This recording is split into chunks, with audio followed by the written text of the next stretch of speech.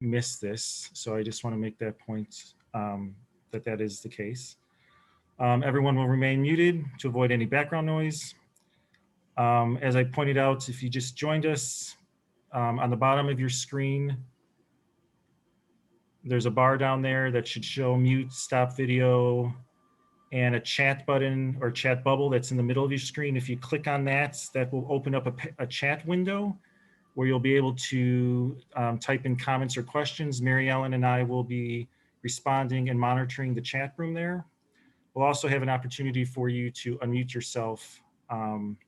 And if that is the case, we just ask that you identify who you are so that Father Dan has an opportunity, as well as all of us have an opportunity if we don't know who you are. Thank you in advance for your understanding for any glitches, as this is our first time doing this. So if anything fails, we're just going to pray and listen and watch along. It's all good.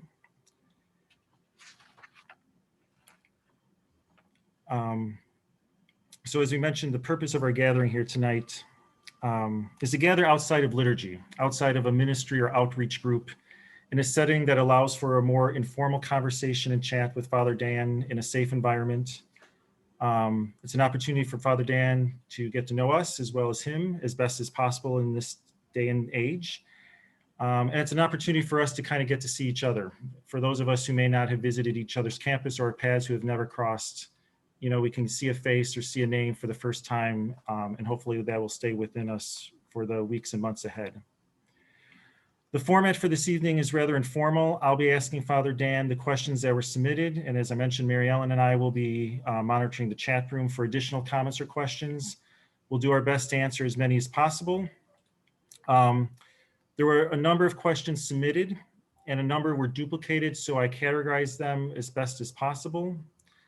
And I'm going to ask that you refrain from any additional questions at this point in the event that one of your questions may actually be one of the ones I will be asking Father Dan. So we'll wait for that till the end. So those are all the housekeeping and so forth. So right now I'm just going to turn it over to Father Dan for the time being. Sure. Thank you, Brian. Thank you, everyone, for making the effort to, check this out, try this new thing, which we have not been able, or we have not done before, but, maybe this is a way going forward. I can already tell it's kind of nice that some of you who have not yet had a chance to see your whole faces for a variety of reasons. I'm trying to put together now, okay, here's what the top half of some of these faces looks like. Now let's see if I can match them with the rest of it, as I've seen some of you at Mass or at other things. So welcome everyone this evening. Before we get into the questions, I just kind of wanted to share, I've been kind of looking for an opportunity to share a little bit about this particular story.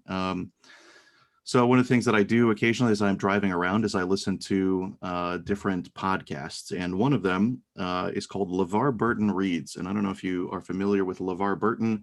Perhaps you know him from being on Star Trek as Geordi LaForge with the visor thing over his eyes, or you may know him from another show called Reading Rainbow, where he would kind of read short stories. And I don't remember exactly what all the stuff on screen there looked like, but in recent years, he's taken to kind of that same format of reading short stories and short fiction, usually kind of science fiction or fantasy, but he reads them on a podcast with kind of more recent authors, current authors. And so one of the ones last month that he read was a story called Low Energy Economy by an author named Adrian Tchaikovsky. And it's a story of basically a man who goes to work as an asteroid miner sometime in the future. And he gets sent out in this very, very tiny ship because Earth is, struggling with resources and overpopulation. And so the idea is that they send out waves of these people who are going to go mine these asteroids to be able to kind of in advance know where some of these materials are, where they might later on society and groups will come and use those resources to build other ships and to send people to another place in the universe. So the story of this guy is he's been out there in space for a very, very long time. And he goes to one asteroid and it seems like his computer system has told him it's a good one, and then he realizes that somebody else has already marked it. So he's got to figure out a way, and he's got to, the part of the tension in the story is does his craft have enough energy to make it to another asteroid, or is he just going to be simply left out there to drift? So, and meanwhile, his ship is getting very old. And again, in between sort of scenes, the computer puts him into this deep sleep, and so he's not really aging at the same rate, and he's just sort of stuck in this little tin can going through space. And he doesn't know, as his ship systems are failing, if they're actually good information that he's getting or if it's bad information that he's getting. But he's just sort of every time setting off in hope that his ship will be able to make it to the next station, to the next place in this asteroid belt, and that he'll be able to do some good, not for himself, but for the generations that will come after him. And kind of the crux of the story comes in when he sort of sets off and he recognizes, okay, he doesn't think that his ship is really functioning properly. He's not going to have enough energy to sustain himself and his life support systems, and he's not going to be able to make it to this next asteroid. But he just sort of consigns himself to drifting off into oblivion, not knowing whether or not he'll ever be found or whether or not he'll ever be recovered. And the ending of the story is that, in fact, however many thousands of years later, generations and generations later, slowly this voice filters into his communication system and asking him to wake up. And he doesn't believe it because he assumed that he would be dead. But as the voice begins and continues to speak to him, he recognizes, and it tells him that this is the voice of these later generations who hail him as this hero because he was one of these first people to go out and to make this future possible for the rest of humanity. I think there's something fascinating about that aspect of the story, right? Where he's going off on this mission, which he's not really sure if it's going to bear fruit. And certainly he's not going to be able to see the results in his own lifetime. He consigns himself to the fact that that's not going to happen. But at this later time, he hears this voice which says to him, thank you. We have to say thank you to you because you have helped to make this possible. And I think about that a lot in terms of, the context of ministry and the things that we do as a parish community. That, yes, certainly we want to do the things that are going to help and benefit people here and now, but also part of what we are doing now with this renewal and with this unification is asking ourselves a question of what are we preparing for future generations?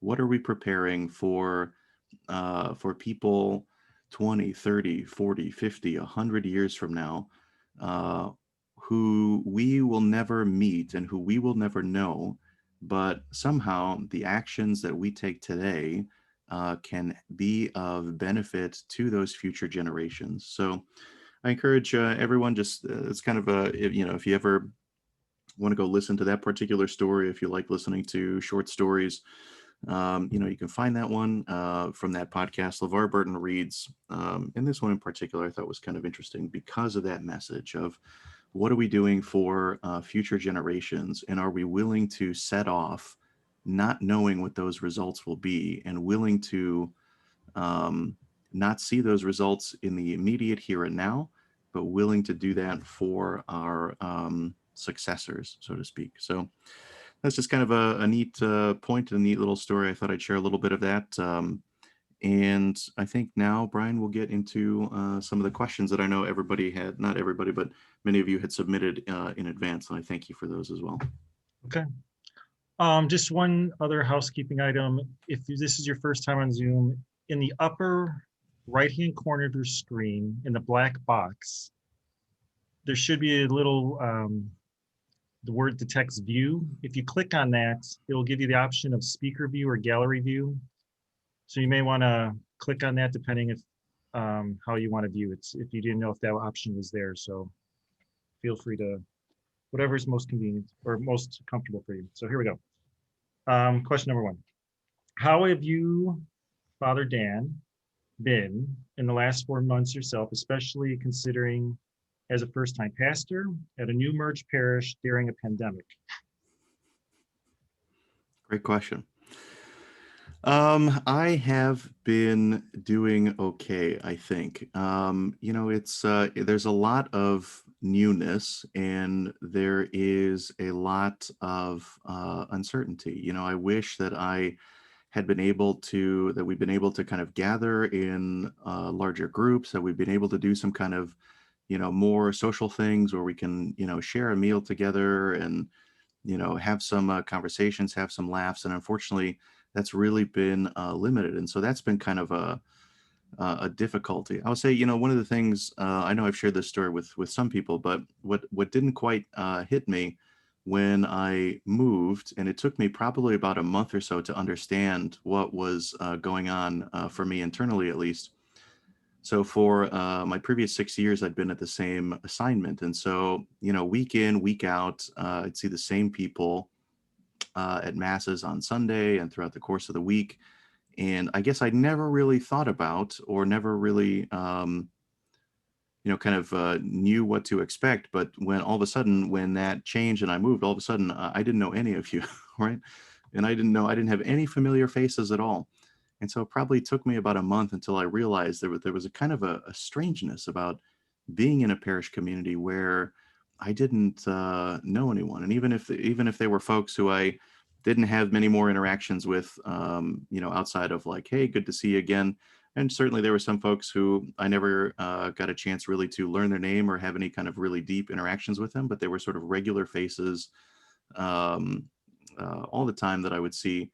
And when that went away, so to speak, it was kind of a shift. But I think being a new pastor, I have a lot of just you find yourself thinking a lot more about physical things and buildings and that kind of stuff, and thinking about, okay, as I'm thinking about here, okay, that screen window's popped out and we're gonna have to put that back in, or the air conditioning here is not working and the boiler there pump has broken, and trying to be more involved in some of those things, which as an associate pastor you really don't think about very much at all. So there's a much more practical side to things as well. But so far, I've been very grateful to all of you who I have been able to meet and gotten a chance to get to know a little bit. And I know that's the same for Father Louis as well. And he's expressed many times, and I would echo that, how welcoming and accepting everyone has been who we've gotten a chance to meet. So I thank you for your warmness and your openness, and definitely looking forward to a day when we can gather for a big party of some kind or another. Okay.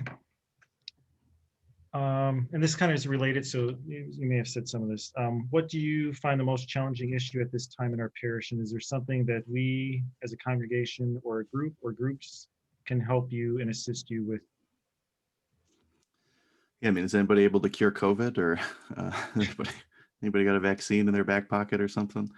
Honestly, that's one of the biggest issues, I would say, is the limitations that places on us as a community.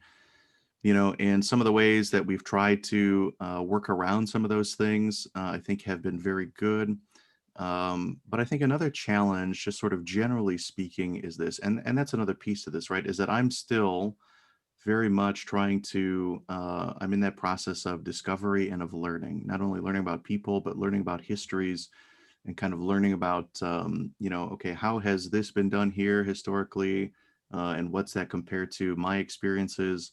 So getting a frame of reference specifically for these particular communities. But I would say in general, I think one thing that we can keep in mind is this, and this is something that I sort of had some experience with in Northbrook. Many of you will know that I was at a parish that was similar in the sense that it was two parishes in the same town. When I started as associate pastor, the pastor of one of those parishes was named as pastor for both parishes. And then over a process of about 3 years there, those communities merged together into one parish. And really still that work is kind of ongoing. But I think the challenge is in some ways this, that most of us have been raised in a model and in an understanding of parish where there is one pastor and is one building and there's one campus.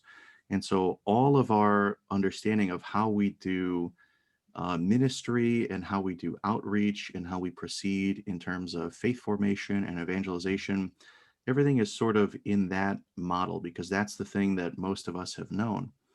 And now there's kind of an expansion there. So when we think about, okay, what does it mean to engage in any kind of ministry and outreach and evangelization and faith formation when we are one parish, but we have two worship sites, and we're not used to thinking about those differences and those flexibilities, and we're sort of everything has been structured in a particular way, usually because we're used to having the limitations of our individual campuses. And now, instead of the limitations of one campus, we have the limitations of two. No, I'm kidding. The opportunities here for two campuses, right? And so the challenge is, in some ways, when we try to say, okay, how can we think outside the box, right? And how can we think differently about things? Well, that's very difficult to do when we may not necessarily have examples of what that could look like. If all you grew up in was the box, so to speak, of one parish, one building, one pastor, how do you think and how do you try and live into this new reality of a multi-site parish? So that's something that I think, I can't answer those questions, but I think it's a good way to try and think as we go about in a variety of ministries, um, and just in our own day-to-day life in the parish to think about, okay, what are the opportunities that are available because we have one parish with two campuses, which are different kinds of campuses and have different kinds of facilities. But it can be very easy to get locked into, this is the way that we are used to doing it. And it's worked, right? In a number of ways, things have worked and things have worked well for people. And that's what we're used to. So how do we expand that and say it's not that something was working poorly, but if there's an opportunity to think about how something can be done differently, how do we do that? And how do we, feel okay with change, right? Really, nobody likes change, right? Nobody likes to try and do things differently, especially if we think that they've been working okay. So in this time to try and ask ourselves that question sort of repeatedly, what does it look like and what does it mean to be in a parish that has multiple sites, that has multiple buildings and different kinds um, of buildings and campuses? Okay. Short question here regarding the Knights. Can we consider recruiting the Knights of Columbus, or what is the current status as of right now? Yeah, I've talked with a number of different folks as representatives of the Knights of Columbus, and so I'm very grateful to the Knights of Columbus, not only personally from my own history and the support that they give to vocations and the support that they give to Chicago seminarians and really seminarians from all over Illinois. They're really wonderful in doing that work. And in my last assignment, I had great experiences with the Knights of, just always a willingness to serve, right? And I've encountered that here with the Knights and also with a couple other groups that sometimes it's like, okay, we can't think of enough projects basically. And so I think the Knights are great, and I've had a couple conversations, and those will be, continuing. I think it's a great way, particularly as we think about, I know our parish has a women's club, and I think historically more at St. Julian. And I'm not sure that there's been, at least in a recent history, kind of a dedicated men's club, but sometimes the Knights of Columbus can serve as a part of that role. And I think it's a great place for building community and engaging in service and a variety of activities together. And I think particularly for the Knights with that Catholic core and identity, that to grow in our faith together is always a big thing for them. I know recently they participated in the and I forget exactly what it's called, but we had a couple guys who participated in the intellectual disability awareness drive. I think maybe sometimes more popularly called the Tootsie Roll Drive, so maybe you saw some of those folks standing out on the corners, and they put it together on really quite short notice. And I don't remember exactly what they shared with me in the email, but they raised, for having, I think, probably about 3 days notice, they got guys out there and they raised quite a bit of money for, and I can't remember if it goes to Misericordia or something along those lines. So very grateful to the Knights. And, as we go through, that's something that I think that there, hopefully could be some enthusiasm for in the parish. Thanks, Father Dan. The next question is actually about volunteers. So Okay. some of our parishioners have stated that they've asked friends twice, and there's concern that we don't have enough volunteers to continue with Mass and sacraments. Yeah, Do you have so any third ideas? time's the charm, right? So I think that's the thing, right? Is that, as I've said many times at masses and in bulletin articles, that what we can do in terms of what we can offer is not so much right now limited by how many priests we have assigned here at the parish, or how many priests, guest priests we could invite in terms of expanding a mass schedule, or in terms of doing some of the things.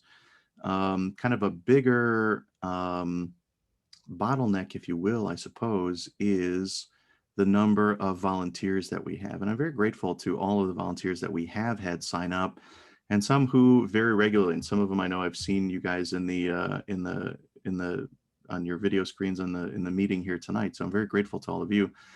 And so our concern, I think, as reopening team and as parish staff and for myself is, if it becomes the same core of people, if it only remains the same core of people, then, what happens if somebody gets ill? What happens if somebody wants to take a week off, or go on a vacation or something like that? Not out of state, we can't do that right now, right? But, if somebody wants to take some time off so that we don't burn people out, I think those who have volunteered have found it to be a good experience, whether that's helping people find their seats, whether that's greeting people when they come in, and even, for the cleaning, which is not always the most glamorous thing, but it's something that also does very much help keep us safe as a community. But I would say, our biggest place, I think, to recruit is from the people who are already coming, right? We want to make sure, and this is kind of an important thing for parish life as we go forward, that we have to try as much as possible to move people from being kind of, if you want to use this terminology, kind of like passive consumers of religious goods and services, where they say, okay, I come to Mass and then I leave, or I come for confession and I come for adoration and then I leave. And say, okay, but we need people to step in for these other things as well, especially now. And so not just kind of passive consumers of these things, but to say no, to recognize that each one of us has a role to play in making sure that the life of our parish, even in this time when we are limited, that the life of our parish still has possibility there for growth. Kind of the big thing coming up, so we talked as a staff, we had a virtual meeting last week, and we talked about the potential for a schedule for the holidays for Christmas, right? And so what might we do? How many masses might we celebrate for Christmas Eve and Christmas Day? And what might we do for the octave of Christmas? Because we know we won't be able to fit everybody who historically has come, at least on Christmas Eve and Christmas Day. So maybe there's ways to spread that out, but all of that involves people who will be willing to take on those roles of greeters and of ushers. So in terms of priests and being able to say masses, yeah, sure. I mean, we could say a number of masses and we can reach out to guys and get them, booked ahead of time. But if we don't have the volunteers to staff those masses, then we won't be able to have that kind of schedule. And that's kind of just the simple reality. So, I encourage you, if you're talking to friends, again, keep planting that possibility in their mind. And I think especially if you see people at Mass, or maybe you are coming to Mass, but you haven't necessarily considered participating as a greeter or usher or as a cleaner, to really think about that, right? Because that's something that's going to take the load off of others, and it's also going to help build that capacity to expand. Okay. Next question. This has to do actually tying a little bit in with regard to welcoming and hospitality. It's kind of three-pronged here. How can we continue to be a welcoming parish in this time of COVID? How do we look at the needs of the elderly and disabled in our parish? Are there different ways of helping them and supporting them besides or in addition to the Eucharist? Mhm. And I think this is kind of the same, just worded different, how supporting the needs of the parishioners during this partial opening phase. Mhm. Yeah. Yeah. So some of that is, I would say, unknown, right? If you guys have ideas or if you have thoughts, certainly contact myself or contact somebody on our staff if you have a project or if you have an idea that you think might be good. But here's always the caveat that I will put with that, is that I am always probably going to be less responsive to an approach that is something like, you know, you guys should really do X, Y, or Z. You guys should really make sure that this thing happens. Because there will always be attached to that on my end kind of an invitation to say, okay, so thank you. So you're volunteering to help make sure that this happens, right? So sometimes, we can always generate all kinds of ideas that it would be really great if somebody else would do them. But the fact is that we are the ones then who have to, meaning each one of us, if we have thoughts, if we have a passion for something, if we have an idea that we think would be good, then we also have to have a willingness to, if you will, kind of put our own skin in the game. So I know our Eucharistic ministers, I believe, have been going out already since, hopefully since July or August or so, when we received that permission to open up again and to make sure that we're visiting our homebound parishioners.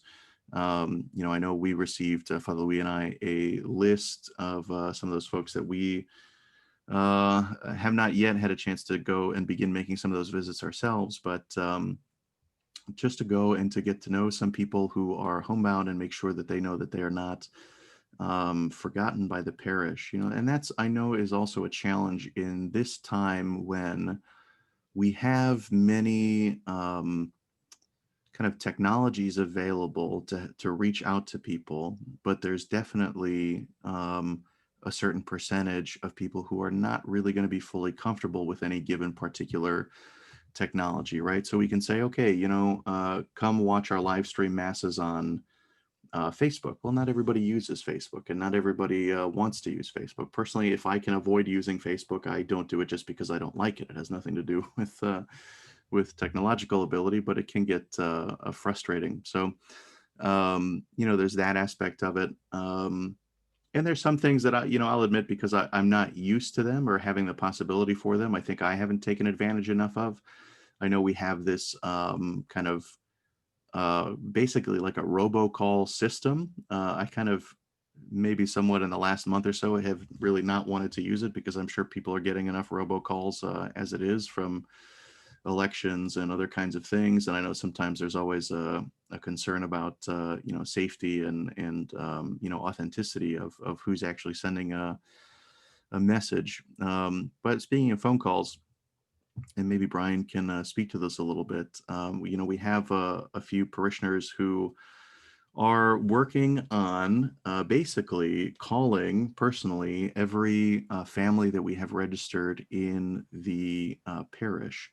And that's something that I know that other places have done throughout this time of the pandemic, but I think it's a way just for our parishioners, whether they're elderly or disabled or not, but just a chance for us to reach out personally and say, hey, how are things going for you? What are the issues that you are struggling with? Because that's one of the other concerns, right? Is that if we don't see people in person as frequently, then how are we going to get a sense of what the needs and what the issues are in the community? So Brian, I don't know if you want to say a little bit more about that. Yeah, if anybody's, we've called it's called Love Thy Neighbor, this parishioner outreach. Sorry, I was giving my 40-minute alarm signal. Good mornings. Love Thy Neighbor. And so far there's about 10, 11 of us in the group that are calling both campuses. We're kind of trying to mix up the groups. So they were calling each other's and getting to know other parishioners. I know some of you who are on this right now are doing some of those calls. I just got a message today from someone, one of the callers or somebody who called somebody, and that particular person wanted to know if we had a Bible or where they can purchase a Bible. And we just happen to have it, the QR parish office, a number of Bibles. So we're going to drop off a Bible. So it's been interesting, the surprises, because some people were just getting messages. Some people, they're looking for parish envelopes. Some people, like today, are looking for a Bible, and we're able to offer that, or at least steer them in the right direction. So it's turning into a lot more fruits than we expected, which is great. It's been slow, but it's been positive. So if any of you are interested in being part of that team, it's how many calls you can make. It's up to you. It's more about the substance and what's happening in those conversations and in those interactions. I think sometimes it's that personal voice that reminds people and lets them know that they are cared for and they're not forgotten by their parish community. And that, we're not asking, it's not, we're not calling and being like, hey, send us more money or volunteer for this thing or that thing or buy some raffle tickets, right?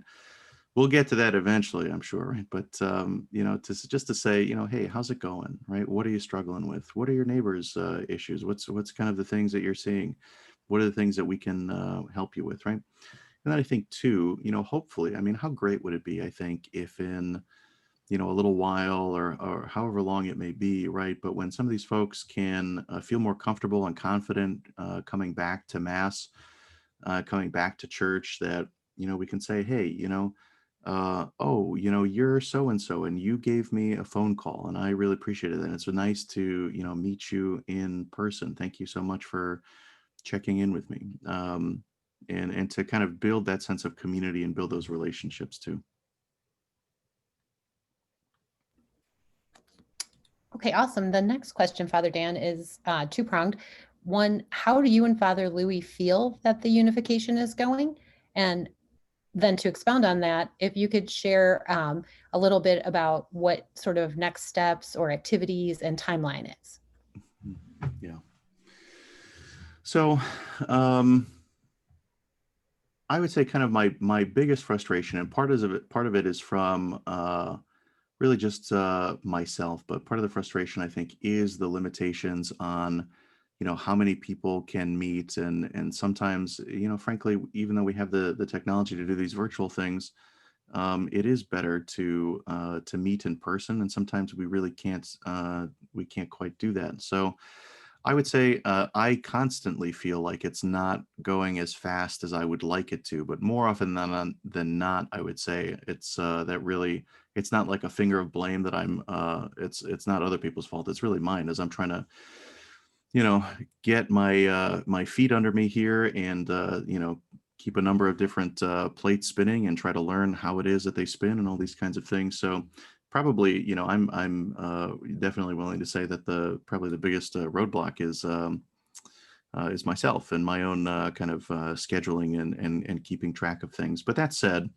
I think there's a lot of good things, and just to give kind of an outline, some of the things that have happened and some of the things that will happen going forward. So, the biggest part of unification, really, I think it always has to start with this sense of renewal, right? So when I talk about this, and I've written about this, I think, before in a bulletin article as well, we talk not just about unification as if it were a merger where we have to figure out how we're going to layer these different things together. But as I mentioned, we have an opportunity to ask different kinds of questions about all of our activities as we come together. But all of that activity, we can have a lot of activity, but the most important thing is that it is grounded in prayer. So that really is an important first step. And so as we began with that unity prayer, that is something that I would encourage everybody to make a regular part of their life of prayer, to pray for this process, to pray for our new parish, to pray for our communities, that we can be open to the guidance of the Holy Spirit in seeing who it is that God is calling us to be in that particular moment, and that we will respond in the most fitting ways to those promptings of that Spirit. So never, I think, never underestimate the importance of prayer and the things that we are doing. One of the things that I've tried to do with our staff and with a number of other meetings that we have, it's very easy. I found in staff meetings or in finance council meetings or parish council meetings or school board meetings to say, all right, Father, Son, Holy Spirit. Okay, here's a short prayer, and now let's get into the business of what we have to cover. And that stuff is important, and it's good. But more important is that when we gather as people of prayer who are trying to listen to God's voice. And so, I don't know if they like it or not, but I've tried to open certainly staff meetings and other council meetings and other group meetings with kind of extended time for reflection, usually on the upcoming Sunday's gospel, so that we can get into that habit of listening to what God is trying to say to us individually. We can all read the same scripture passage, and we can maybe pick out different things that are standing out to us because God is using that same word to speak to each of us differently. So that prayer piece is very important. And I would say, connected to that, I'm also grateful for all the work that went into the Unity prayer service and mass that we had at the end of, was it September or October? All the months are kind of, I think it was September, right? September 26th. Okay, thank you. You're welcome. Yeah, everything is sometimes is like telescoping. It's hard to believe we're into November, especially since it's been like 75 degrees the last couple of days. So that event, I think, for me at least, I think it was very positive, and I hope for the people who came, it was a very positive experience as well. It was a time when we had people who historically maybe have gone to one site or another, and certainly in our musicians and in our volunteers, in our servers who came and participated in those things, that there was a good kind of intermingling, and it was a good moment, I think, of prayer and reminding ourselves that everything that we do is grounded in prayer, and particularly not just because of our patroness, but because of us as Catholics, that everything that we do is grounded in that communal celebration of the Eucharist. So I think that was a wonderful experience. And then, from prayer always calls us into some kind of concrete action. And that's a thing that our Holy Father, Pope Francis, has been very good about as well, right? It's not enough to say, okay, Lord, we pray for those who go hungry, right? They say, okay, well, now go feed the ones who are hungry, right? So we pray for unification, and then the process of what does that actually look like?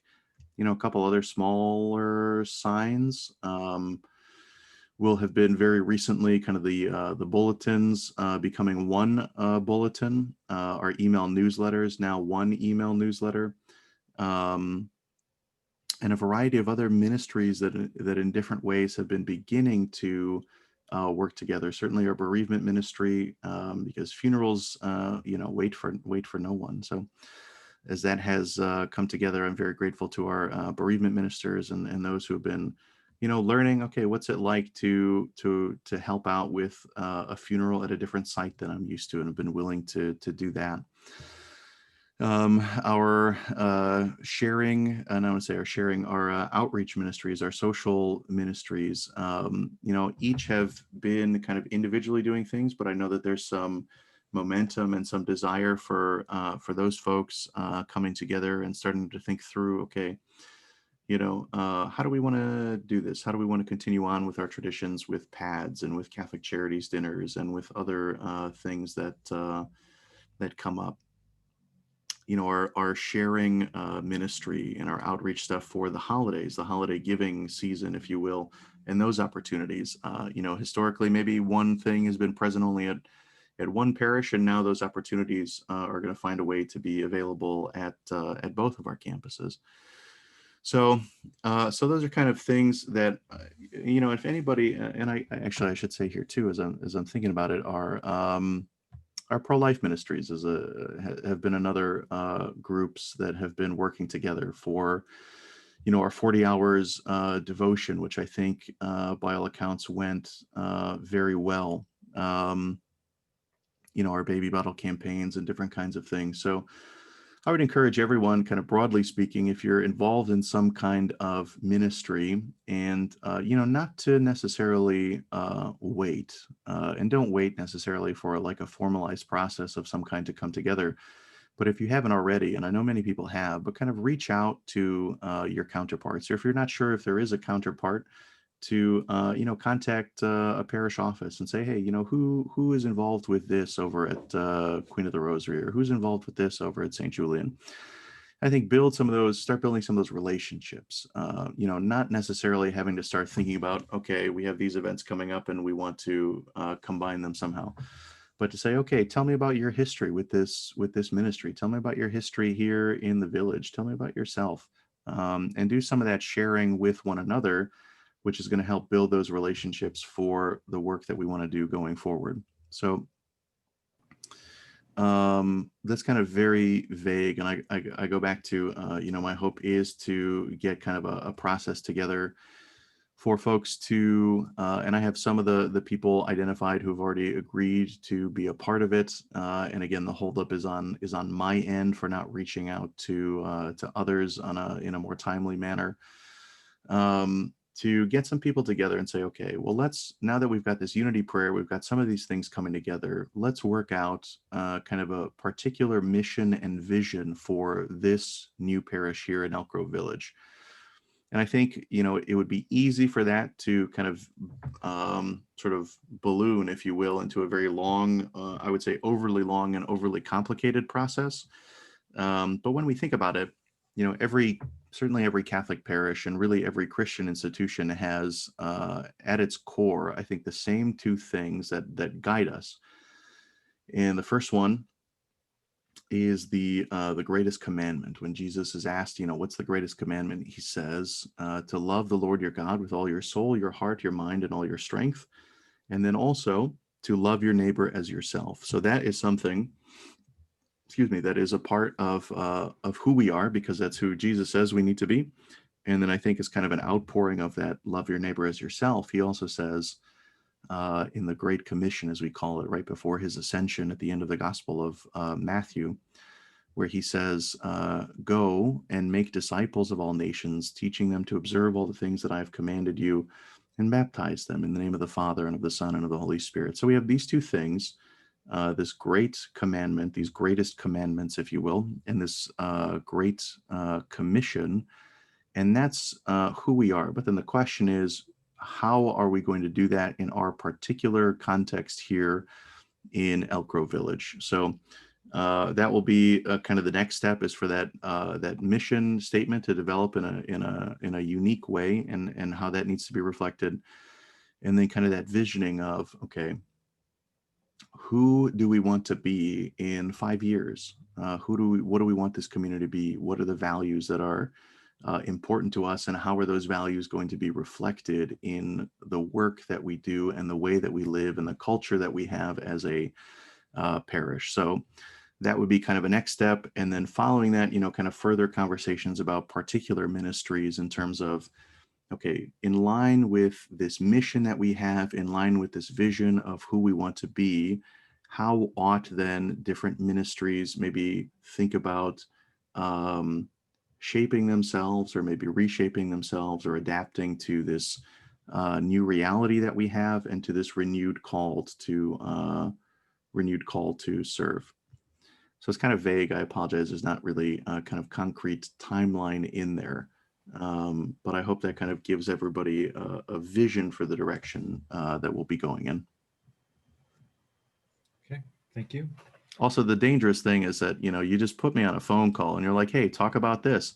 And nobody puts up a time limit on me. Nobody's got, keep it to 2 minutes or something like that. So who knows how long this Zoom call might go. I apologize for the length of that. It's funny that you bring that up, because me and Mary Ellen have been chatting in the room about the time limit. I probably should have shared that. Who cares? Anyway, but next question. Just kidding. So God forbid, if Illinois continues to go and with the surge, with the pandemic, Do you have any information about a potential lockdown for the churches, and then what? Or hopefully nothing like that will happen. Yeah, I've not heard anything. I think by and large, here's the thing to be aware of, and something I think we can be proud of as a Catholic Church in the Archdiocese of Chicago, which is that we really are not seeing significant community transmission because of our liturgical events or because of our schools. Most of the time when we are seeing any of these kinds of things, they happen because of a drifting away from or a laxity of protocols. So for example, I've heard a story of a parish office somewhere where two staff members were, one of them needed to move a bookshelf and they asked another one to help. And they said, boy, wouldn't it be easier to move this bookshelf if we didn't have these masks on restricting our breathing? So they removed their masks and, unbeknownst to them, one of them had somewhere else contracted this COVID virus. And so that spread to the other staff member and then, potentially spread from there. You have instances of, okay, let's have a staff meeting where we have kind of a buffet lunch and everybody is, using the same utensils and is going about unmasked and is not necessarily keeping the social distancing. Or there was an instance elsewhere where there was like a school fundraiser, which was like a golf outing or something. And so during the golf outing, everybody was wearing their masks and doing what they were supposed to do. But apparently before and after that, the parents were not following the protocols. And so there's transmission of cases there. But by and large, we don't see kind of significant community transmission or spread in our schools or parishes. And that's an important piece. And I think that goes back to why back in July or June, when the Archdiocese unveiled these guidelines and they say, okay, here's what you have to do. You have to do the masks, you have to do the hand sanitizer, you have to do the social distancing.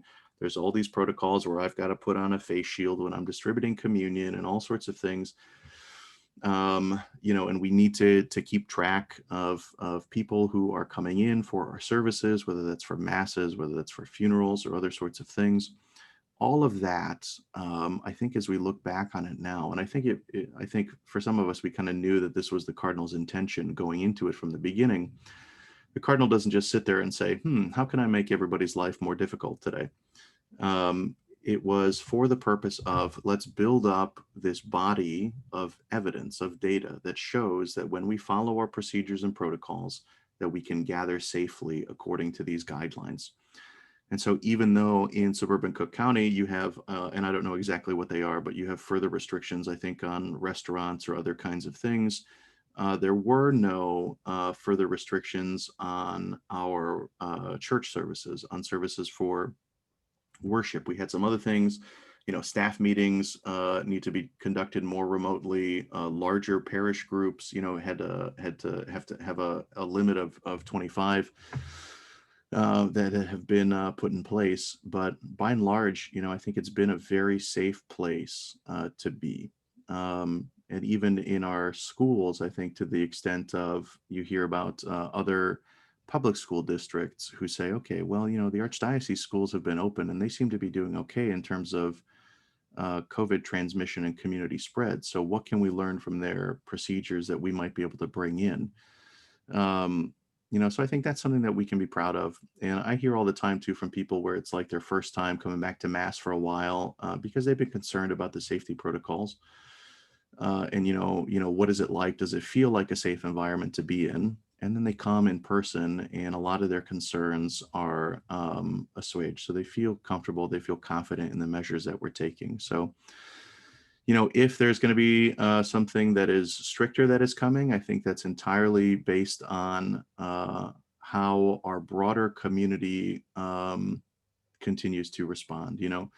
When we go out in public, are we trying to keep social distancing? Are we wearing masks when we can't do that? Are we following these other sorts of guidelines? Are we refraining from, different sorts of gatherings, which I know is very difficult, and particularly so with the holidays coming up. But that always seems to be the case now. They say, okay, well, there was a gathering of some kind of party at somebody's home, and then somehow there was a spread there, right? somebody picked it up from work and then it was in their household, and then their kids maybe spread it amongst one another. And these are how these things are going. But by and large, our church services and our schools have been very safe. And so as far as I've not heard anything that would point to further restrictions, but that's certainly always a possibility depending on, kind of what's going on in the community around us.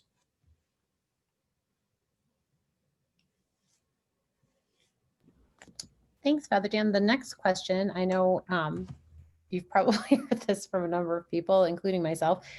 Any potential changes to mass schedule on the horizon? So not necessarily in the immediate future, but here's kind of my concept of mass schedules. And so I just want to make sure that everybody has a little bit of insight into this. So when we first, the first couple of weeks when we had masses that were open, it was a little bit of a difference, because the first weekend, I think there was just one mass at each campus. And then the second weekend, we had an opportunity to have these sorts of farewell masses for Father Brian and Father Fred, which we hadn't been able to do previous to that. And so it really, I think, was that that following weekend where we started with 2 masses at each location.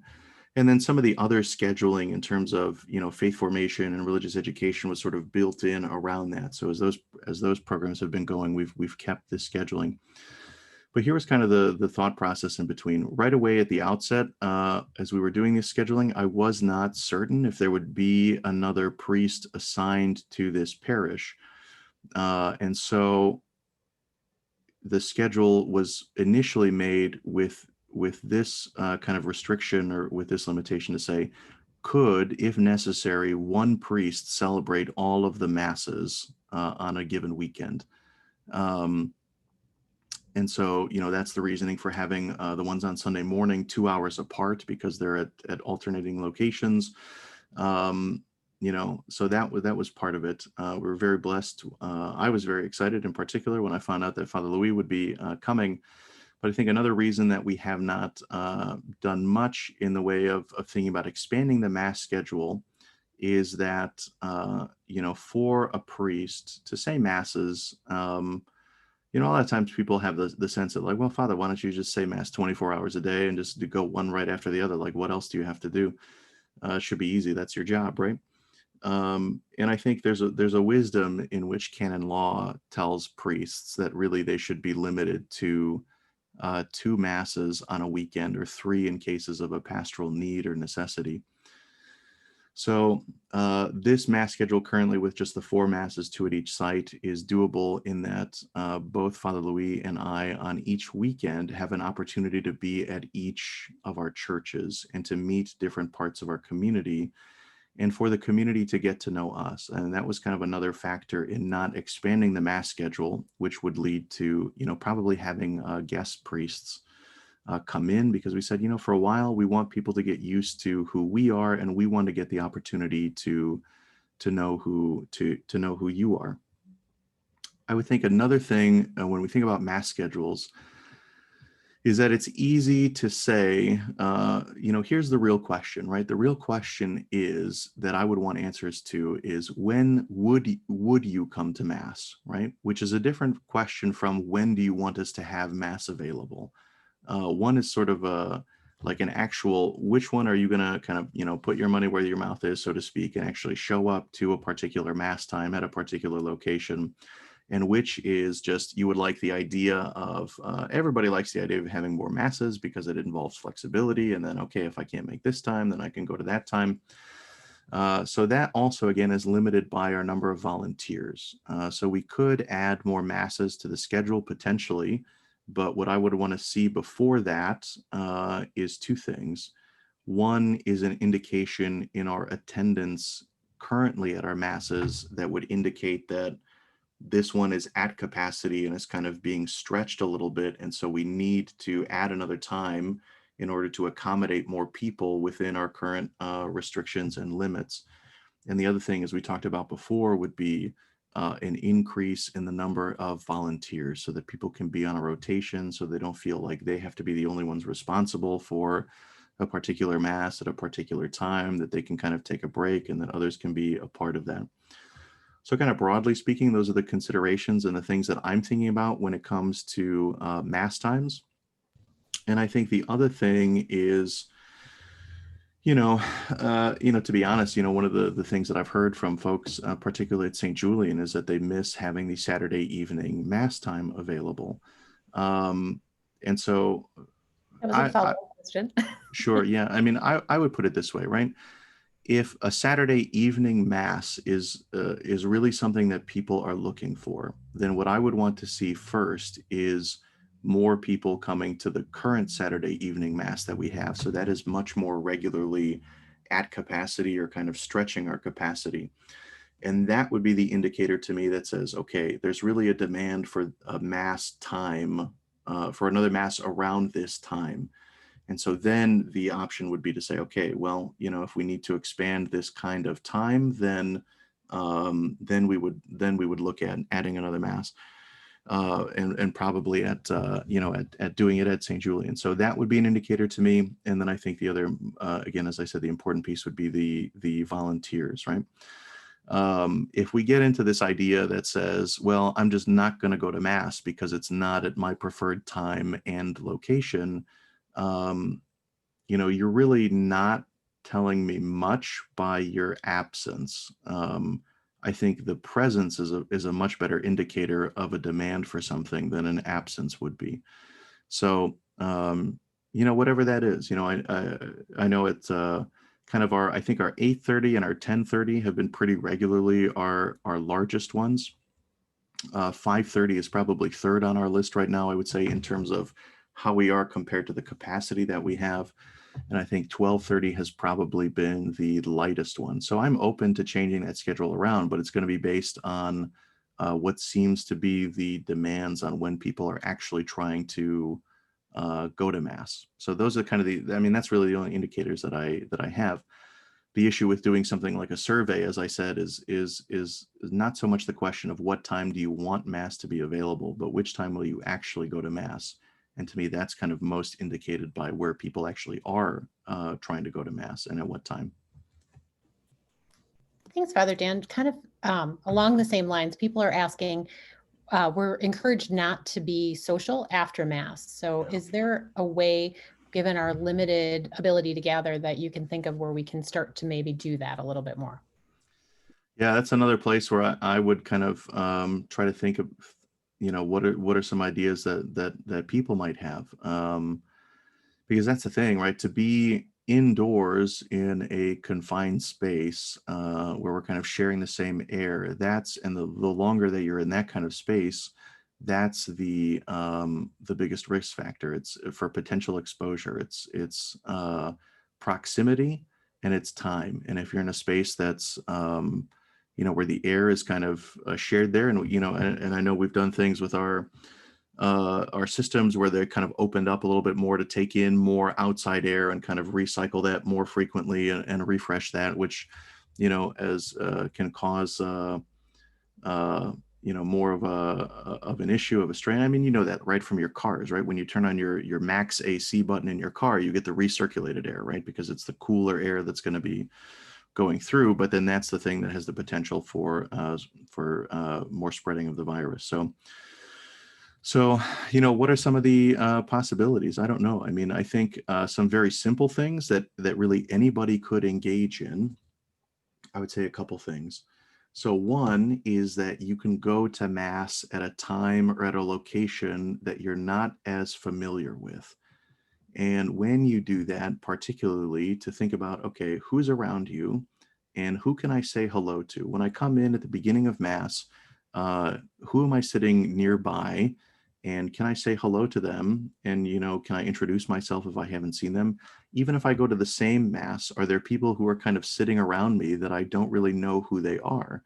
And I know we don't want to, a lot of people, when they come into mass, they want to take some time to prepare and put themselves kind of mentally in a good place for prayer. And so kind of a very simple thing I think that we can all do, is to see who's there nearby and say, hey, I'm so and so. I don't know that we've met before. What's your name? And then very simply to ask, is there anything that I can pray for you for during this Mass, right? As we come to Mass, we should always have we always do have our own things that are on our hearts, and, something, maybe our own personal intentions that we want to pray and offer at Mass. And, can I turn to my neighbor who I don't really know and say, what are you carrying? What is there that I can help you lift up to the Lord today? So some things like that are kind of very small things.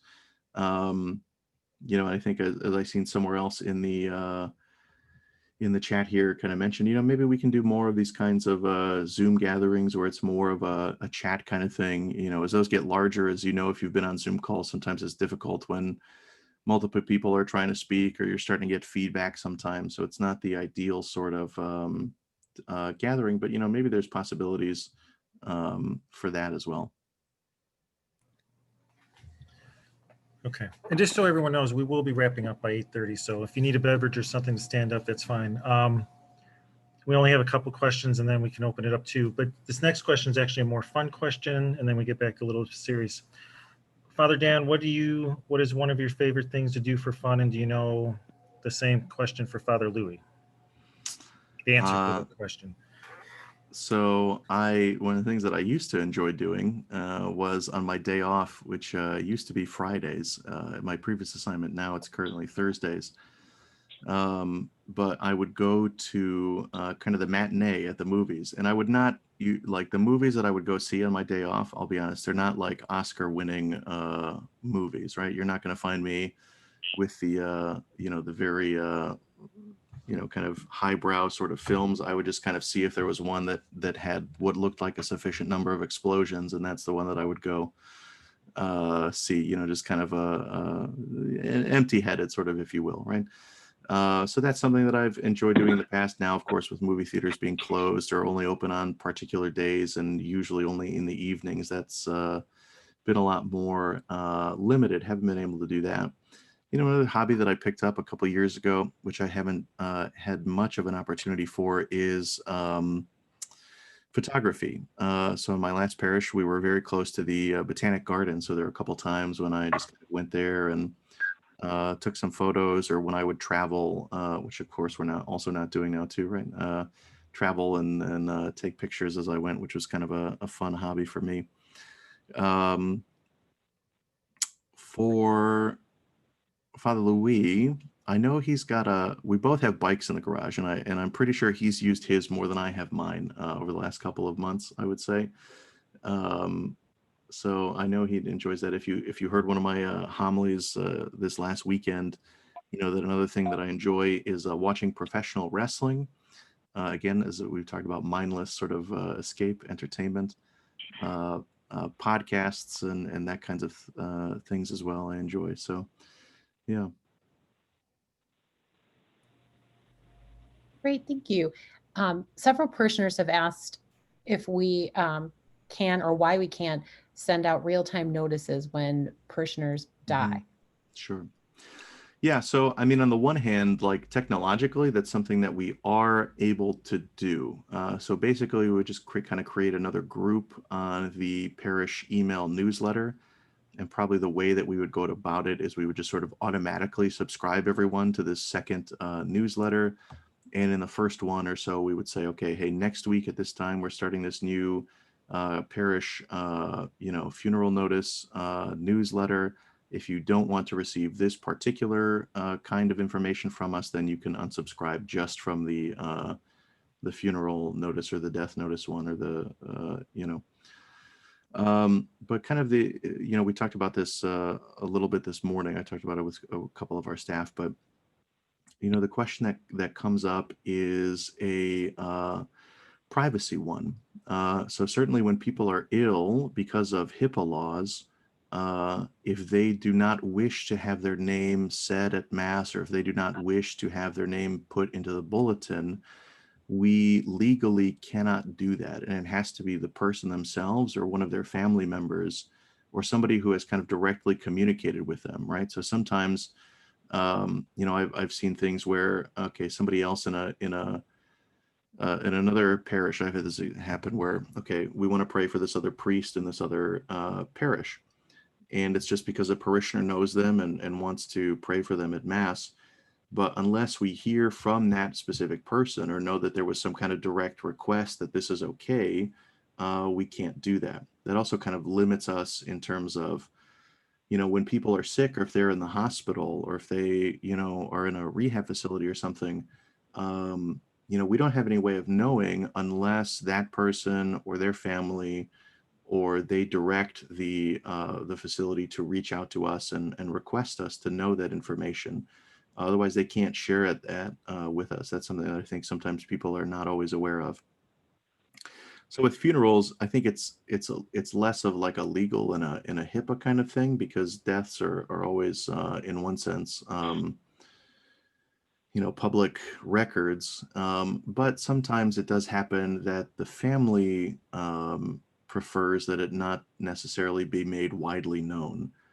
And I think in these times, sometimes particularly that happens because the family says, okay, we'd like to keep the funeral smaller because we have safety and health concerns about COVID. And so we don't really want a lot of people to come. Sometimes people, I was talking with somebody else, they said somebody that they knew, they didn't publish an obituary in the newspaper until after all of the funeral services and events had taken place, because they were trying to avoid some of those kinds of things. So, so it's something that we can do, and we'll have to, I think, integrate it into our bereavement process to say, okay, does the family want something to be mentioned? Do they want us to send a notice via email to the parish? And then we have to respect those choices. But certainly it's something that we are capable of doing, and I think we would like to do, and we've talked about, but just trying to figure out what the best way is to balance all of those things. Okay, thank you. We have about 2 questions, and one of them is a big one. So we're going to do a quick, real kind of fun poll just to kind of break this up, since we're towards the final stretch here. So for those of you who are on the phone, I just posted it for everyone else if you could vote. The first question is, would you rather smell for 1 week church incense or the ocean salt water? And the second is, if you had to listen to one of the following songs for 24 hours nonstop, what would it be? And the song options are Be Not Afraid, Here I Am, Lord, One Bread, One Body, and the Ave Maria. So those on the computer, if you could make your votes just for this quick little fun break. Yes, but which version of the Ave Maria, Brian? It's the, I knew someone was going to ask me this. It's the Schubert one. Okay. I knew it when I was typing. I'm like, put in parentheses, which convert, and I didn't. Oh, okay, about 5 seconds. Make your final votes.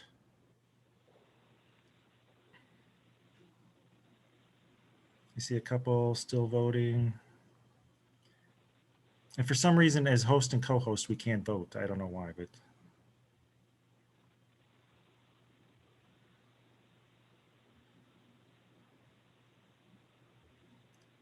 All right, and now we'll publish just for fun here and sharing the results. So we have, most people would prefer ocean, saltwater, or some choose incense, a lot neither. And then the top song was the Ave Maria, followed by Here I Am, Lord, if you had to loop it for 24 hours. So there we go. Great. All right. Next one. So this is kind of a big one. So what has been the financial parishioner participation impacts for COVID? What does the school situation look like? How are we supporting the school? I mean, this all goes with contributions, finances. What are the plans? Where are we, etc. Mm-hmm. Yeah, so some of those numbers in terms of like the annual parish report, that should be coming out, I think not this weekend, which we may have originally kind of been shooting for, but I think the next weekend on the 22nd is what we're looking at. And so that'll kind of, so I can give some of that information and kind of an overview. So I think it shouldn't be a surprise to anybody that, collections were down during the pandemic, mostly related to the fact that there were not as many masses. And in fact, for a long time, there were no masses. The Easter collections also as well were impacted and lower than what they might otherwise usually be. I think a really important thing, really a very crucial thing, was that both of our parishes were able to apply for and receive these small business administration loans, which helped to cover salaries and utilities. And those are loans which have conditions which we have been meeting in terms of what are the requirements for forgiveness. So the thing that we are waiting for on that is just simply for the individual banks to open their portals for the application for forgiveness for those loans. And then that we have spent it on what it needed to be spent on in order to meet those conditions. So we should have no trouble receiving forgiveness for those loans. The school, as you may guess, has as Queen of the Rosary School has a couple increased costs for cleaning and maintenance of a little bit more of an intensive kind, plus some additional items at the beginning of the year, like shields for the students' desks and those kinds of things. But the school actually is actually a couple kids higher than what we projected at the end of last year and what we budgeted for. So I think we budgeted for 252 and we are at 254. And in fact, if it were not for space constraints, we could have potentially had more students this year. We actually have a waiting list because, as you can imagine, there were parents who wanted their children to have in-person instruction, which some of the local school districts, and I'm not sure about the status of that, and some of you may know better than I do, some of the local public school districts, whether or not they've returned to in-person instruction or if that's still sort of part-time for the kids or how that's working out. So we had parents who in the community who wanted that in-person instruction for their kids, but unfortunately, we just literally, with the social distancing requirements in the classrooms, we can't put any more kids in our classrooms. So in that, I think it is going okay. And let me pull up here. This is probably not the best, but this is a couple slides, kind of a little bit of what's representative in our upcoming financial report as we think about some of the impact the last couple of years and these are fiscal years, I believe. And Mary Ellen, you can correct me if I'm wrong. So we talk about 2020. This is July 2019 through June of 2020.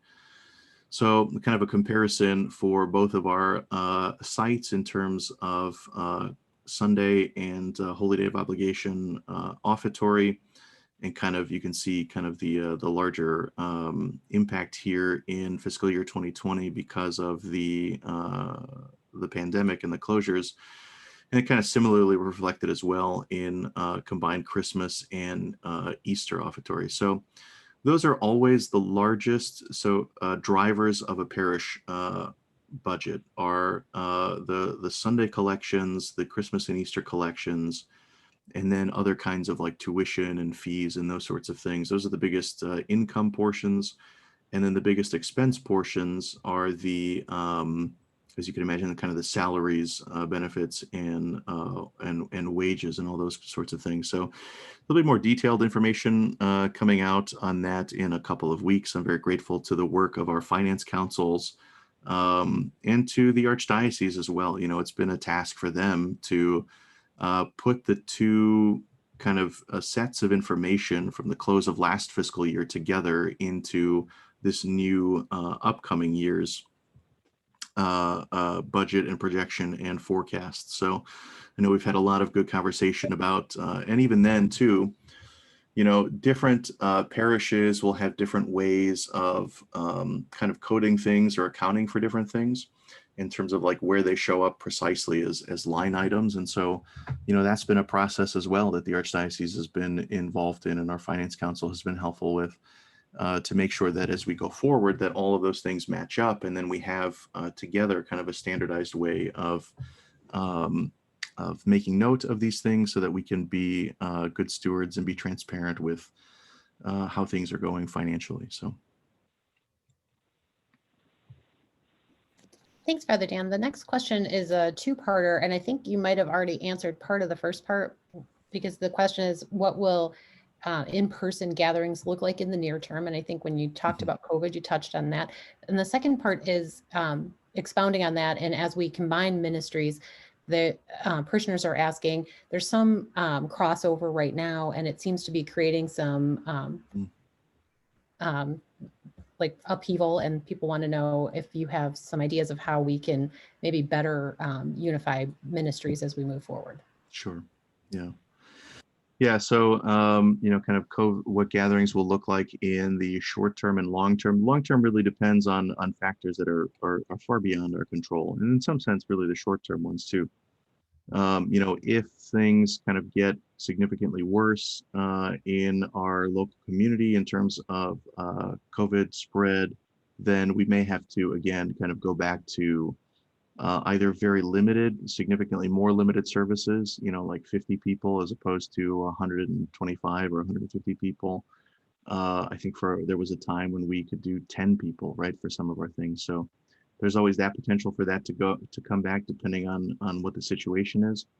Or certainly the potential to say, as it was in the early days of this back in March, to say, we gotta go to a more significant lockdown, and in which case we'd have to go back to more virtual options, which there's been some movement on that, and we're still working out the kinks, but we have, I think, the ability to stream from the church at Queen of the Rosary. It's not an ideal solution because it depends on using somebody's cell phone data plan right now, because there's no internet access in that building. And then at St. Julian, we've recently installed a new camera, which is then not just going into the closed circuit, so to speak, into Shea Hall, but also can be run into a laptop that we have back in the sacristy to broadcast. So we're still working out the kinks with some of those methods, but that's always a possibility for us, that we'll have to go to some more virtual things rather than in person, depending on the situation. The long term is dependent on the same kinds of things that are really out of our control. How quickly can a vaccine or treatments be developed? I know there's been some updates on that, I think I've seen in the news lately, but not only the development of those things, but then what's the rollout of those things like? So how many people can have access to these things, and when do we get to a situation where that's kind of much more widely available? There's a possibility that kind of our worship will look fairly similar to what it does now for kind of another calendar year, right, from this point until November of next year, by the time a vaccine kind of gets widely available for people to use. So, and even then, there'll be people who choose not to, right? But so what's the effectiveness of it, and all those kinds of questions, which are beyond certainly my control and beyond any of our control, really. So that's a lot of that is dependent on external factors. What can we do for our groups who are starting to come together and to have some kind, who are having some kind of experience, some kind of tensions, right? I think the first thing is always to assume the best intentions, and this is good advice just for any kind of interactions we have with others. I think particularly in an age when we move more easily to email and text messages, which lose the nuances of all the nonverbal communication that happens for human beings when you can see somebody's face. And instead, sometimes we read into things kind of based on what we are thinking about or what we are worried about, right? And this is a concern I have all the time. Sometimes when I respond to somebody's email and I say, okay, thank you, right? And I'm like, okay, do I have to add like an exclamation mark to make sure that they know that I'm feeling very positive, or these kinds of things? So we have these holes in some of our forms of communication. So in person, I think, is good, but then to just kind of as I said before, to work on building the history, to work on building the relationship with somebody else first before we start to say, okay, well, what are we going to do for merging X, Y, and Z? Well, let's figure out what we can do to get to know one another, right? And that's a challenge in and of itself, because we're not supposed to have larger in-person gatherings, and we don't want to say like, yeah, let's all go out to a restaurant and get dinner together, because we're, that's something that we're supposed to be avoiding too. So there are challenges there, but I think, to try and set some things which are just, first of all, kind of get to know you, right? And just assume that, anybody who's involved in some kind of church ministry is doing so because they want to serve God and to serve others. And there's some reason that they are involved here. As far as I'm aware, like, no, I mean, nobody's getting rich, right, off of church ministry. Certainly not in our parish. So, it's not like we're, kind of making money off these things, or there's other concerns. And sometimes, personalities do come into it, because we have been doing something at one location or another, which we are proud of, and which we are glad to have built up into something. And to think about doing something in a new way can sometimes feel as if it's a negation of the work that has come before. And that's really doesn't have to be the case, right? We have been doing something by and large that has been working in one fashion or another for any variety of these ministries at our own individual sites. But now, we're tasked with not looking at how to continue ministry at our own individual sites, but how to proceed anew, right? And so, again, not necessarily, but it may involve change, and it shouldn't be read, I don't think, as a rejection or a negation of anything that has come before. But I would say those are my two guidelines, right? Like, let's work on the personal relationships first. Let's start from a sense of appreciation and of gratefulness for one another, and let's learn about our individual histories, and then we can kind of dream together from there, as opposed to just saying, how can we take the process that we've used here and map it onto a new entity? To say, okay, in some ways we're starting from scratch, right? So, and maybe the system that one place or another has, or the events that one place or another has, makes sense to transfer into the whole thing. But if we have the opportunity to look at something with fresh eyes, I think it would be a shame not to at least try and engage with that. Okay, thank you.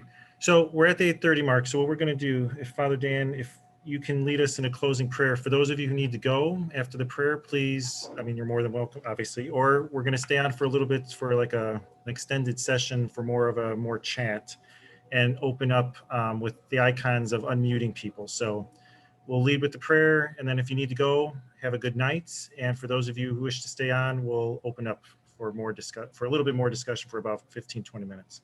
Sure. Pray in the name of the Father, and of the Son, and of the Holy Spirit. Amen.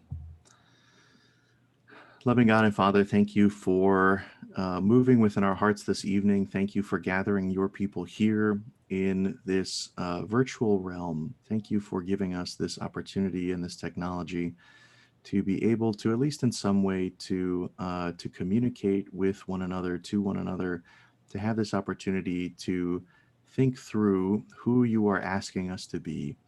We thank you for all the many gifts and blessings that you have given each of our individual communities in the past, and all of our history as individual parishes. And we thank you for this opportunity to be part of something new, to be part of the new thing that you want to do here in Elk Grove Village. Help us overcome our own fears, help us overcome our own uncertainties, and to live in the boldness and confidence that you call us to. You are the one who equips us for the work that you give us. So help us to live into that with all the grace that we need, so that the message of the love of your Son, our Lord and Savior Jesus Christ, may be made more widely known, not only in our own hearts, but in the hearts of everyone in this village. All these things we offer to you through the intercession, through the hands of our Blessed Mother, our patroness, Our Lady of the Blessed Sacrament, as we pray together, Hail Mary, full of grace, the Lord is with thee.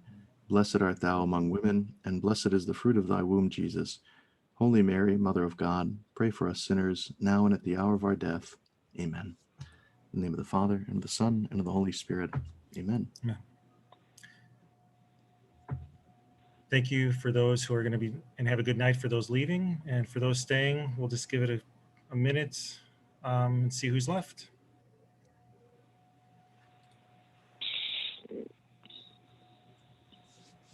So the way we'll do it with, if you have a comment or something, if you could, and Mary Ellen and I will try to watch this, you can use the reactions in the bottom of your screen to give a thumbs up, and that will pop up in your window so that she and I can know who's wants to unmute, and then we'll call on you to unmute.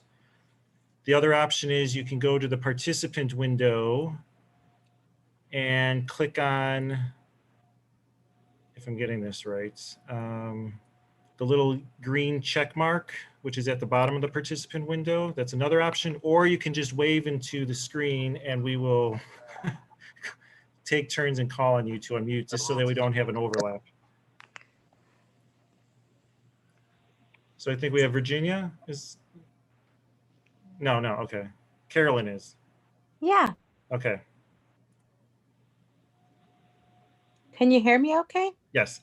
Yes. Oh, okay. Okay. May I ask my question now? Mhm. Okay.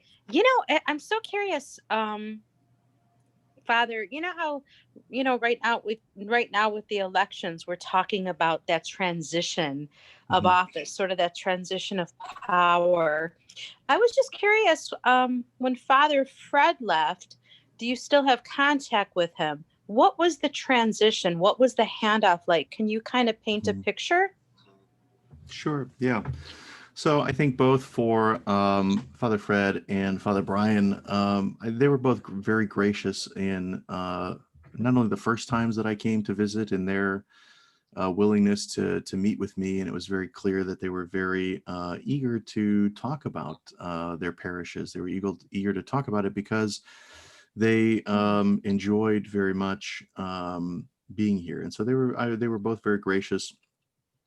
And both of them were also very good in trying to prepare, and along with help from the office staff, from Mary Ellen and from Mary, to kind of put together a couple different lists of like, okay, here's some people who have been on parish councils and finance councils, and here's some people who have been involved in these sorts of different groups. And so there's some of that stuff that I have still yet to kind of make my way through.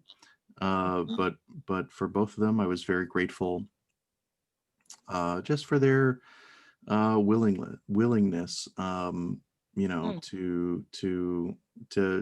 share, and their eagerness to share, and their willingness to work. So. Thank you. Mhm.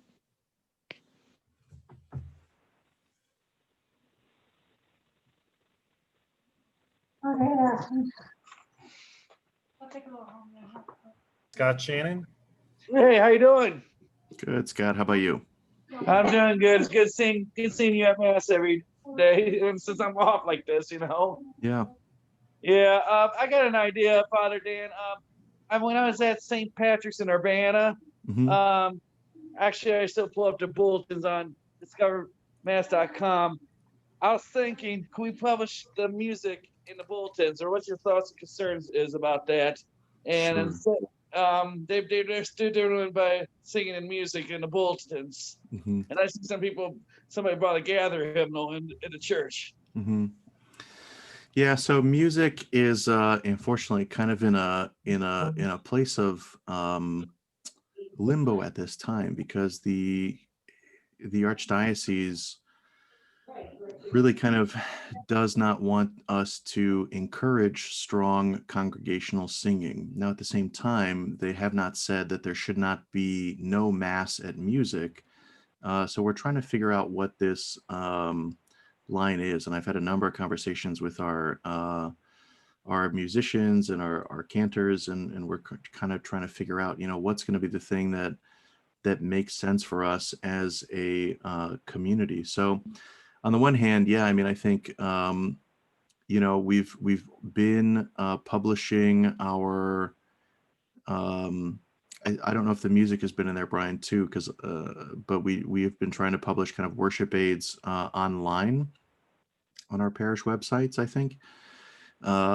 Because also for a long time there was kind of a restriction in terms of having anything to hand out. So I think even in the early months when we reopened for Mass, we didn't have bulletins available because the Archdiocese didn't want us to be passing anything out because there was a concern about transmission through shared contact of materials. That's one of the reasons that there's still not hymnals and other things in the pews. So there's kind of a couple pieces to that conversation. And I know that there's some parishes that kind of do that on a regular basis where they would publish the music for the week in the bulletin. The other piece of that is that we've had kind of two very distinct music programs. And so as I've been having conversations with our musicians, and that's kind of one of the things that we want to work on as well, as we talk about what's going to help people feel more comfortable kind of alternating or going back and forth between sites. So the big barrier is that it's not a building that anybody's familiar with necessarily, and it's different people in the congregation than they might be familiar with. So as we talked about, wanting to keep this Mass schedule for a while so that folks could get a chance to get to know both myself and Father Louis, that's kind of one of the hopes, is that that's something that can make it more comfortable. If you say, okay, I don't normally go to St. Julian for Mass. I normally go to Queen of the Rosary, but this weekend I can't make this time, so I'm going to try this other time that we have at Queen of the Rosary. Well, for better, for worse, right? You're stuck with me and Father Louis, right? So either one of us is who you're going to find there at either place on a weekend. And another piece that can be really helpful with that transition is to say, okay, what if we all had the same or substantially similar music at each of our masses over the course of a weekend, right? So, in some cases you might go into, one of our sites, and the opening hymn, if you go, is, A Mighty Fortress is Our God, right? And then if you go to the other site, if you decided to go to two masses on a weekend, you might have a very different opening hymn, right? And we have different musicians with different talents and gifts, so there's different styles of music as well. So what are some of the things that we can do to help make that experience a little bit more common, right? One thing I know our musicians are working on is beginning for Advent to have the same Mass parts, right? So the same version of the Gloria, the same version of the Sanctus, those kinds of things. So if I go to a place that I don't normally go, at least the music will be a little bit familiar to me, because I'll have heard it. If one weekend, first Sunday of Advent, I go to St. Julian, then the second Sunday of Advent, I go to Queen of the Rosary, I'll hear the same Mass setting. I'll hear the same Mass parts. So that'll help build some familiarity. There might be one particular hymn that you hear at both places. So that'll help build some of the familiarity. So that I would say is a couple of the reasons why we haven't published music in the bulletin. We do have the licensing for these things, that we would be able to do that. So it's not out of the realm of possibility, but I think there's got to be more kind of a building up of that vision of our music ministry as we go forward first, before we can do that. Mary Jan, I see your hand raised. Or not?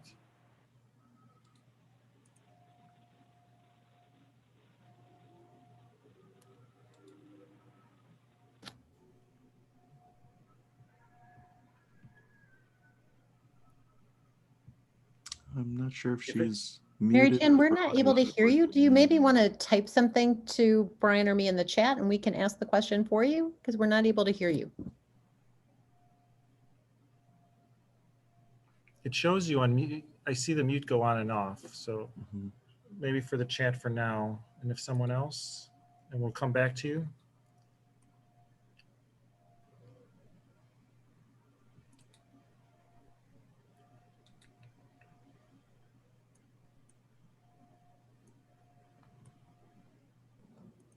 Anyone else have a comment or a question?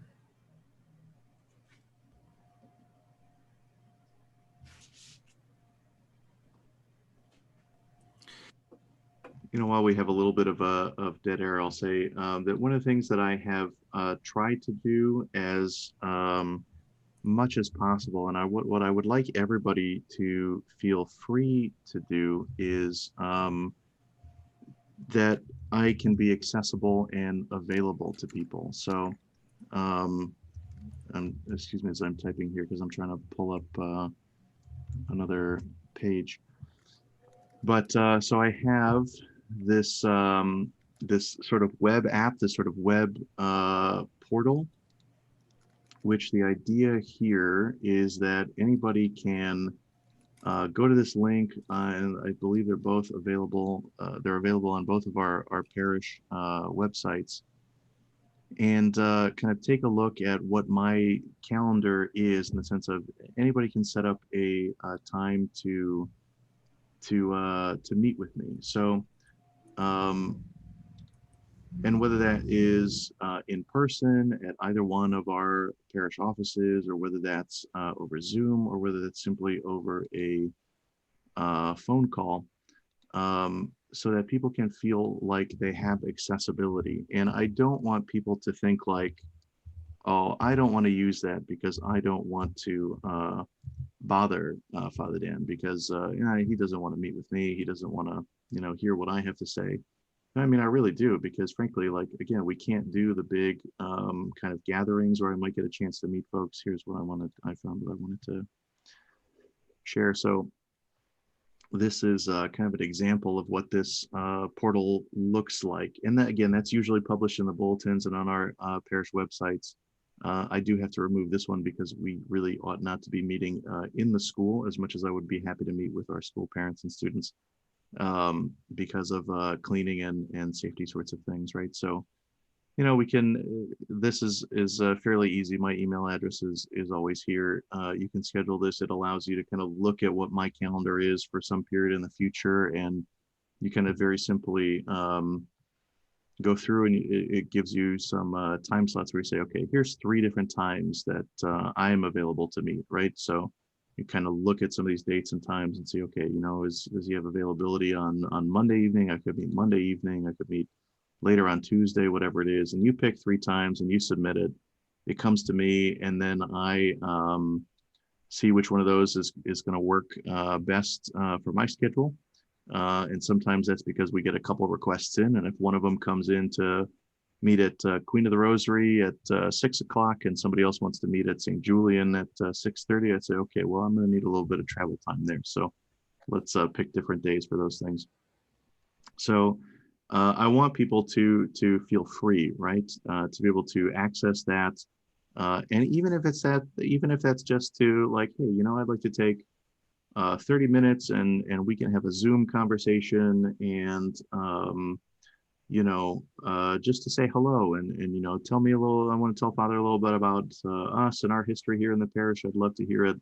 I've even had people use it where they didn't necessarily want to meet virtually, and they couldn't travel to a parish office, and so they just sort of simply typed in some of the other information or the details that they wanted to meet at their home. So they gave me their address and say, can you meet at my house? We'll meet in my backyard or whatever it is. And we had some wonderful conversations. So I think everybody, I hope, should feel free to make use of that, because that is why it is there. So don't feel like you're imposing on my time. Like, that's the whole reason that it's available. As Pope Francis said at one point, he said, people, please annoy your priests, bother them, tug on them all the time, and make yourselves known, right? Because that's how I will get to know who you are and who we are as a community, so that myself and Father Louis, that we can better serve you on this journey that we're on together. Thanks, Father Dan. Mary Jan wanted to ask you, sorry, her volume's not working, but she said, I want to address adding more masses, but have a 9:30 or 11 a.m. mass at St. Julian. 8:30 is too early, 12:30 is too late. and QR has the prime time because it was their only mass on Sunday? Yeah, I mean, it's kind of gone back and forth, and I would say, in terms of which one most recently has been kind of the most popular one, I think it's actually the 8:30. I think that's usually pushing.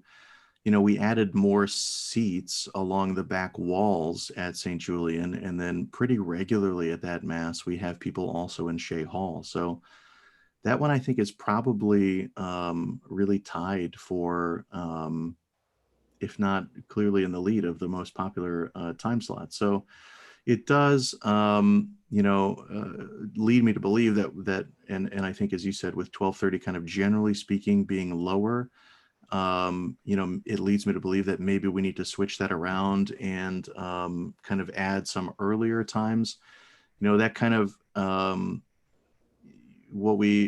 and I would say that part of the times at St. Julian also, what's been good about that in terms of the other parts of parish life is that it's provided an opportunity in the middle, as Megan Donahue has said, like for some of the faith formation activities to take place in the in-between time between those masses. And it also provides kind of a convenient time slot for baptisms as well, kind of in between masses at those sites, rather than asking people to stay after and our volunteers and all those things to kind of commit later times on a weekend to have them commit kind of into that in-between time.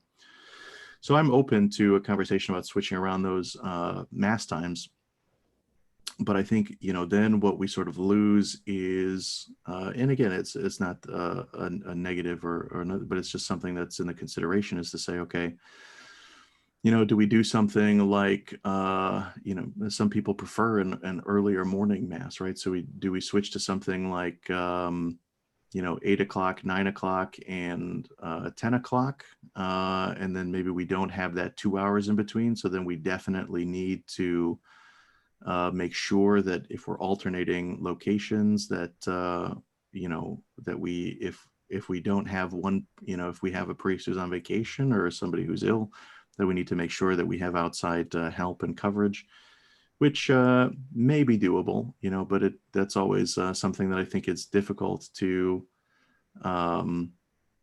rely on long term, because we never know of the status of that of the availability of extra priests for that kind of thing. So yeah, I mean, again, I'm not tied into and I don't want anybody to have the impression that the mass schedule that we have now will be the mass schedule that we have 5 years from now. It may not be the mass schedule that we have in January, but it's all good feedback for me to hear. And I think, again, that the biggest drivers for me are going to be looking at what are the masses that the mass times that people are most going to, because that's the thing that indicates to me a demand at that time, which we then would kind of reshuffle some things maybe to meet. And I have to say, I think that some of this too has an element of forced fun, if you will, right? So the reason that we started off with just simply is to kind of encourage people to go back and forth and maybe to try and go to mass at a time and at a location that might not be, or I should say at a location that might not be familiar to them, if that was a time that they had previously gone to or somewhere around that time. So I think one thing that's definitely not going to return is the previous mass schedule that we had in terms of 8 masses on a weekend, or to go back, a further year and say, I don't think there's any world in which we're going back to 9 masses on a regular basis on a weekend between our 2 sites. So there's going to be some shifting around of those things. It's a little bit more limited because of our capacity limitations, but ostensibly at some point in the next year or so, those would be loosened, we would hope, praise God. And so we'd be able to have more people in the space. And so, if it comes down to, well, we had a mass, some of our earlier morning masses, for example, in the past, if I'm remembering the October counts correctly, you might have 100 people or 120 people at one site and 150 people at another site. well, we're certainly not going to run 2 morning masses near the same time for that amount of people who could both easily fit into either one of our worship spaces. I don't think that would really make sense and be a good use of our resources. So, those are conversations that'll be ongoing, but I think just to know that's part of it as well, right? Is that as we go forward as one community, that'll be some of the difficulty that we face, is that, yeah, not every site is going to have a Saturday evening mass. Not every site necessarily is going to have an early morning mass. Not every site is necessarily going to have this mass time or that mass time. So what specifically that looks like, I don't know. I don't have that sort of predetermined. But I think the biggest thing, at least in the short term, the driver will be, what are the mass times where people are going, where maybe there are people who would like to go to that mass, but it's otherwise full. So maybe those are around the times where we would expand. Father, I have an idea that I'm not sure it's been tried or even thought of. Mm-hmm. And that is that if you work with the schedule you have, I know one of the issues that I'm hearing from others, both in this call and outside, is a site issue and not necessarily a time issue. And I'm wondering if you keep the schedule you have and then switch the schedule, so to speak, so you have the masses that you're currently doing at one time at St. Julian switch to QR and vice versa. Sure. Yeah, and I know we talked about that, I think at a staff meeting one time, or as a potential, or I've talked about that with others. And there's part of me that likes it, but it also then, I think you have to have a very, what you risk in that situation, and maybe it's worth it, right? I'm not saying it's not, but is to say, okay, I guess I thought in odd numbered months that the 5 o'clock was at Queen of the Rosary, but it turns out it's at St. Julian. So I've gone completely to the wrong site for mass. And now it's not like it's a, look, I mean, it takes, 6 or 7 minutes if you hit the light on Arlington Heights Road, I think, to go between the two, right? So it's not like it's a significant distance, but I think, we're going to run into that issue just for people to make sure that they know, okay, where is it this month? And when you introduce that kind of uncertainty, and there can be a value to it, and it certainly does send a certain kind of message about who we are. But then I think it also introduces some uncertainty to maybe people who are not as familiar. And so they have to say, okay, so in alternating months, it's at this site and at this time. And which one is that at again? So there's pros and cons to it, but I think it's certainly something that I am willing to consider as we go forward.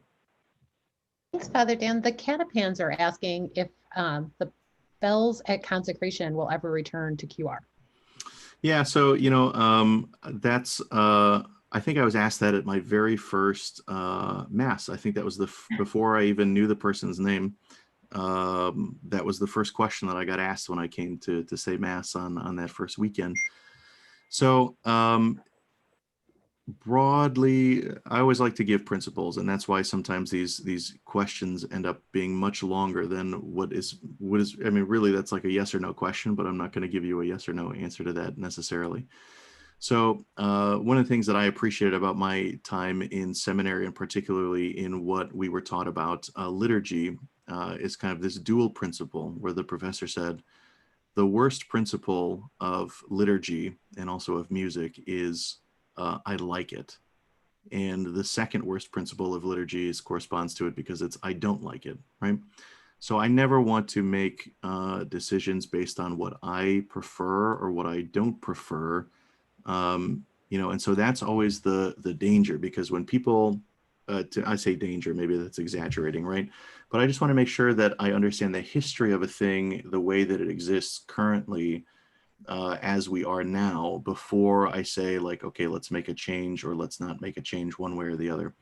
So my kind of default position is to try and learn more about why a thing is the way that it is first, and then to think about, okay, well, how are we doing things at both of our sites, and kind of what's the history there? And then if we're doing things differently, does it make sense to say, one way or another? So I am certainly open to having the bells at consecration at Mass at Queen of the Rosary. I know we have been doing that at St. Julian.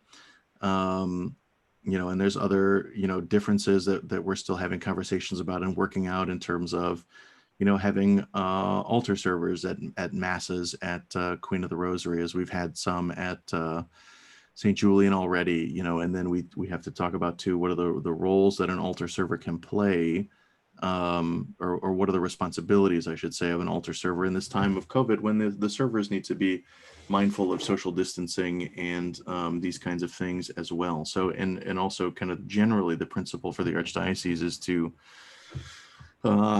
limit the number of ministers wherever possible. So I'm not opposed to having that come back, and it's a question that's come up before. That's not a yes or a no, I suppose, but to a yes or no question. But I'm open to it, and I've heard questions from people kind of desirous of having those come back. And because that's also something that we are doing at St. Julian's, I'm much more inclined, I think, to say, yeah, if we're going to standardize and kind of make things the same to help give people that familiarity and comfort going back and forth, then I'd be open to it. But, and we don't have to talk about it now, but if you have, significant reservations or concerns about having that practice return, then certainly you can contact me outside of this. You can use that wonderful portal, which I just put up on the screen. So as Brian is kind of reminding me, the other question, right, is why are we doing it, right? And why do we do these things that exist in liturgy? Strictly speaking, right, in the Roman Missal, basically what it says is that if it's a practice that exists in a place, then it can continue, but it also does not mandate that there be bells rung at the consecration. So that's sort of individually left up more to communities. I think there's a reason to do it in the sense of, it kind of sort of historically speaking, I suppose, right, when much of the Mass and the Roman canon was sort of done silently, there was kind of a need to call people's attention to this moment, because otherwise it might not necessarily be aware that this was the moment where, as in the Western Church, we talk about that this is kind of where the consecration takes place. So it has that kind of historically, but now, as that is not necessary in the sense that the canon of the Eucharistic prayer of the Mass is not said silently, it doesn't have a necessary place in our practice, but it does have kind of a historical piece to it. So it's probably more than what anybody was asking about consecration bells. So again, you gave me an open platform here where I can go off forever and I can easily fill time. So That's great. If there isn't any other questions, we've reached the 9 o'clock, and this has been great. It's been, yeah. yeah, I just want to make sure that I know Mary Jan was trying to ask a question before, and I'm not sure if her microphone was working or if she was able to send a message in the text chat or not.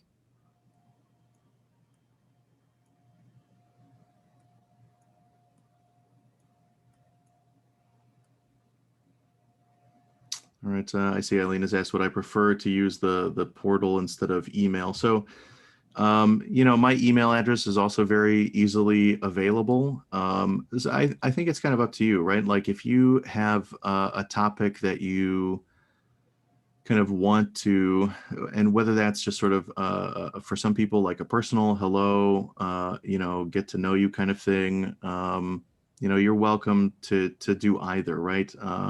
I find that for some of these kinds of things, and particularly I would say, for example, recently I found it helpful for things like wedding appointments and meetings, where I can just sort of, instead of asking a couple like, hey, can you give me, here's 3 dates that I'm available and which date works for you, like sometimes this portal can just sort of cut down on the back and forth of emailing to figure out when's a good time to meet. So I kind of leave that up to people's discretion, you're certainly welcome to email me, right? It's not like say like, oh, I'm sorry, you know, but like, again, if you sort of send me an email that's sort of generally speaking like, hey, I'd like to get a chance to talk to you about X, Y, and Z, do you have some time this week or next week or whatever, depending on what that is. Like sometimes I may just say like, hey, yeah, absolutely, I'd love to. Why don't you go ahead and take a look at this link and you can see what works for you. Yeah, so I just find sometimes it can help cut down on that back and forth. So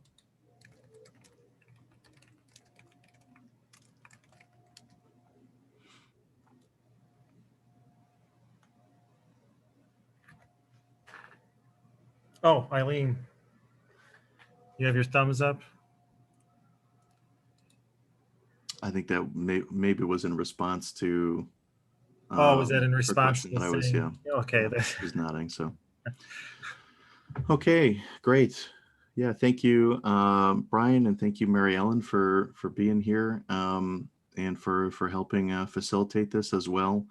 I always, I think it's